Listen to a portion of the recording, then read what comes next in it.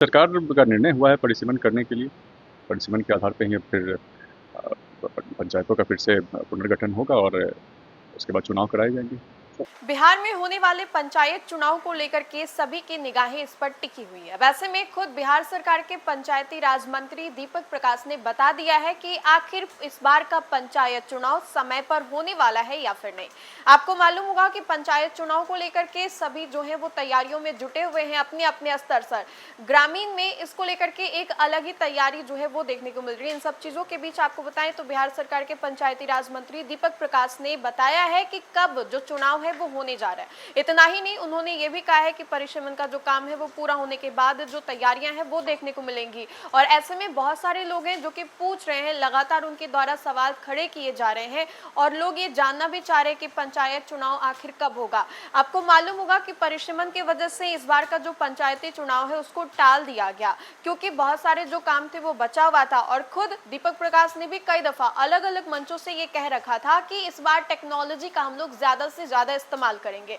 और इसी कड़ी में देखिए कि पंचायती राज मंत्री दीपक प्रकाश ने भी पंचायत चुनाव को लेकर के और तेजस्वी यादव के ऊपर बड़ा हमला किया है। तेजस्वी यादव के ऊपर उन्होंने कहा है कि तेजस्वी जिस तरीके से 19 तारीख को आंदोलन करने वाले हैं, राजभवन मार्च निकालने वाले हैं, जिसमें बहुत सारे मुद्दे होने वाले हैं, जैसे कि छात्र आंदोलन होगा, बिहार में जिस तरीके से पेपर लीक होता है, अलग अलग मुद्दों को लेकर के पूरा जो विपक्ष है वो राजभवन मार्च निकालने वाला है। इन सभी चीजों को लेकर के बिहार सरकार के मंत्री दीपक प्रकाश का क्या कुछ कहना है, हम आपको उनके पूरे बयान के साथ छोड़े ठीक है, जाते हैं। हमको याचिका दायर करने दीजिए। जो याचिका में होगा एक बार दायर हो जाएगा, उसके बाद उसको देखा जाएगा और निर्वाचन आयोग हो या विभाग हो, जिसके भी स्तर से इसके लिए जो भी कार्रवाई की जानी है वो किया जाएगा।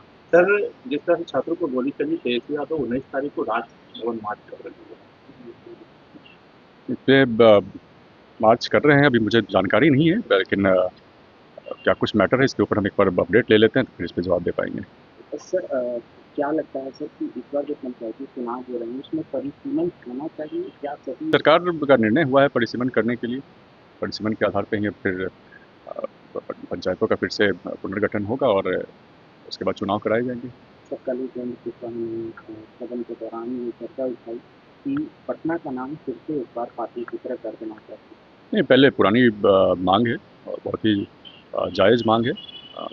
पटना का नाम अगर पाटलिपुत्रा किया जाता है तो पाटलिपुत्रा से एक हमें अपने गौरवशाली इतिहास का भी एहसास होता है और साथ ही साथ ऐसा नहीं है कि एक क्षेत्रीय मुद्दा है। ये मुद्दा हमारे देश के लिए जिस प्रकार से मगध साम्राज्य के समय जिस प्रकार से पाटलिपुत्रा के कारण पूरे विश्व में नाम था, तो अगर नाम किया जाता है तो पूरे देश का ही इस कारण से गौरव बढ़ेगा।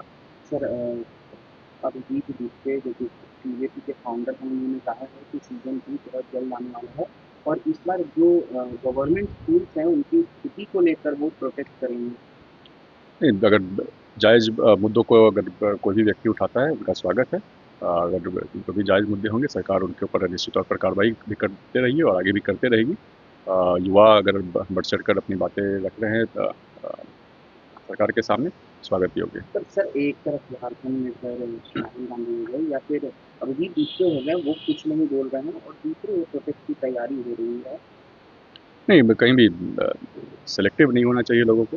अगर मांगे हैं तो सरकार के समक्ष आनी चाहिए, लोगों को सेलेक्टिव भी नहीं होना चाहिए इसमें। राजनीति से बिल्कुल भी इन चीज़ों को दूर रखना चाहिए। युवाओं से जुड़े मुद्दे हों, छात्रों से जुड़े मुद्दे हों, उनको राजनीति से परे रखना चाहिए। ने अपने क्षेत्र के युवाओं को 10,000 नौकरी देने की बात की है।